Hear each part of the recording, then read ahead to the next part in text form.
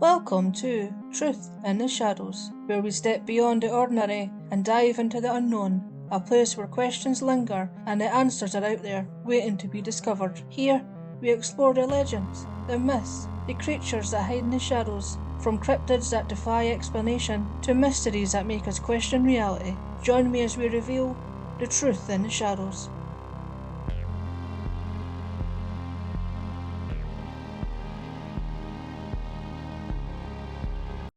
They come from the stars, or so the stories say. Aliens, mysterious beings not of this earth, have captured our imagination for decades. Some picture them as having hyper-intelligence, others as terrifying invaders, with strange shapes, unspoken languages, and technology far beyond ours. They haunt science fiction and conspiracy alike. There's no hard proof yet, but every signal from deep space, every unexplained sighting, keeps the question alive. What if we're not alone? Of all the alien encounters ever reported, none are as common or as chilling as the sightings of the so-called Greys. With their oversized heads, black unblinking eyes, and emotionless faces, these beings have become the face of extraterrestrial lore.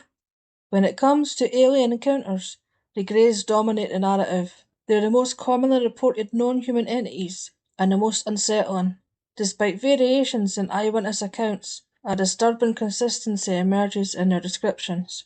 Greys are typically portrayed as small, hairless humanoids, standing about 1 to 1.25 metres tall. Their skin, cold and rubbery in appearance, ranges in colour from pale grey-white to blue-grey, and sometimes even greenish or purplish hues. Whatever the shade, it almost always looks artificial, like plastic stretched over something not quite alive.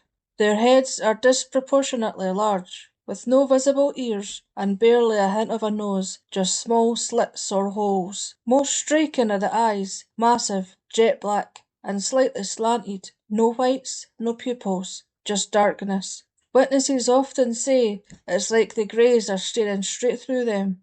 Mouths, when present, are little more than thin slits. Some abductees report no mouth at all, just smooth skin where one should be. Either way, they don't seem to use it for speaking or eating. Their arms are long and unnervingly thin, often reaching down to their knees. Most reports mention 4 fingers per hand, with 3 unusual long digits and 1 shorter, thumb-like appendage. Encounters differ in detail. Some witnesses remember only a single, terrifying feature, a pair of eyes in the dark. Others recall entire beings in vivid, haunting clarity. Many reports even suggest 2 distinct types of Greys, mostly separated by height, but all sharing the same eerie essence. Whether they are biological creatures, synthetic beings, or something in between, the Greys remain at the heart of the alien abduction mystery and the most enduring symbol of the unknown. The Greys didn't just appear in our nightmares, they entered the spotlight in 1965 when newspapers broke the chilling story of Betty and Barney Hill. The couple claimed they were abducted in 1961 by strange, non-human beings aboard a saucer-shaped craft. Their descriptions, small bodies, large heads, and haunting black eyes, would go on to define what the world now recognises as the classic grey alien. But it wasn't until the early 1980s that the Greys truly took hold of the public imagination. Interest in the infamous 1947 Roswell incident were reignited, and with it came a flood of new claims. Several witnesses stepped forward, alleging they had seen the US military recover bizarre, child-sized bodies from the crash site. The creatures were described as hairless, with oversized skulls, narrow slits for mouths, and slanted eyes, eerily similar to the Hill accounts. These reports, both old and newly surfaced, fused into something larger than a single event. The Greys became more than just alleged visitors. They became the face of the unknown, etched into culture, media, and the deepest corners of the UFO phenomenon. In the quiet hills of Berkshire County, Massachusetts, something strange lit up the sky. Dozens of residents reported glowing lights moving over the town of Sheffield. Lights attached to what many describe as a disc-shaped craft, darting through the sky in ways no human aircraft could. But for 9-year-old Thomas Reed and his family, the night was more than strange. It was unexplainable. As they drove near the Sheffield Bridge, orbs of light appeared overhead. A sudden silence fell. Then just as quickly, a deafening roar and darkness. When they came to, they were still in their car, but 2 hours had passed. Even more bizarre, Reed's mother and grandmother had inexplicably switched seats. Over time, the family recalled more. A vast hangar-like space, other people, beings not of this earth. Thomas Reed stands by this story. It was definitely not of this world, he says. And the Reeds weren't alone. Children across the county drew eerie similar UFOs in class, some of which now hang in the Roswell UFO Museum. On the banks of the Pascagoula River in Mississippi, 2 men were trying to fish. Calvin Parker and Charles Hickson never expected what happened next. A bright blue light, a hovering football-shaped craft, and 3 beings floated silently towards them. The creatures were unlike anything they'd seen. No legs, claw-like hands, and a chilling calmness. Parker later said he felt paralysed, as if sedated. Both men claimed they were taken aboard the craft and examined, only to find themselves suddenly back on the riverbank, confused and terrified. They went straight to the police. What they didn't know, a hidden tape recorder recorded their private conversation. No hint of a hoax, only panic and disbelief. What's so damn bad about it is, nobody's going to believe us, Parker said. He stayed silent for decades until 2018 when he published a book. Then other witnesses began to speak out. Some had seen the same craft that same night. Deep in Arizona's Sitgreaves National Forest, 7 loggers were wrapping up their shift. That's when they saw it, a glowing disc hovering above the trees. One of them, Travis Walton, got too close.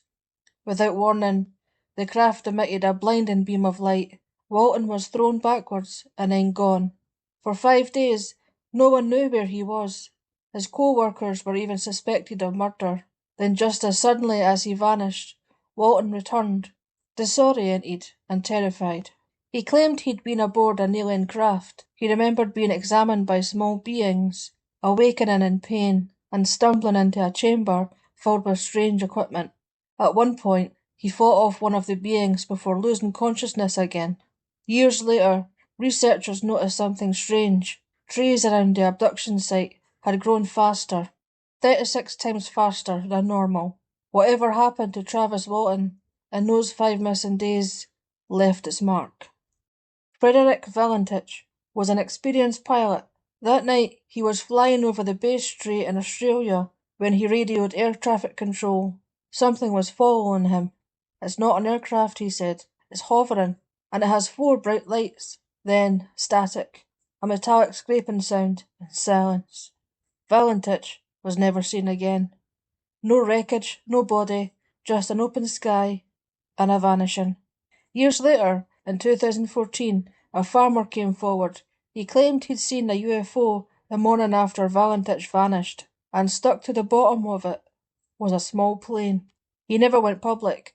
Fear of ridicule kept him silent. To this day, the disappearance of Frederick Valentich remains one of the most baffling, unsolved cases in aviation and possibly abduction history. Former US Marine Terry Copeland never expected to become part of the phenomenon, but in 2007, from his apartment in Suffolk, Virginia, he filmed 2 glowing orbs in the sky, one solid white, the other pulsing with colour. Soon after, Copeland experienced sleep paralysis. He awoke unable to move, hearing someone at his door. Then a voice. "You don't need that weapon. We won't harm you." Over the next few nights, time began to vanish. Hours he couldn't account for. Memories started to return. A female being with black, inhuman eyes, a long, smooth skull, waving at a cylindrical craft from his balcony, like greeting an old visitor. His story was later featured on the History Channel. Critics remain sceptical, but Copeland, he believes the encounters changed him. "If something out there took notice of me," he says, "then maybe I'm on the right path." What do you think? Let me know in the comments below. If you question the unknown and want to find the truth in the shadows, don't forget to subscribe. The world is full of stories we can't quite explain. where myths blur with reality and monsters might just be closer than we think. Some truths are hidden in plain sight, waiting to be uncovered. The truth is out there, but it's up to us to find it. Keep questioning, keep searching. See you in the shadows.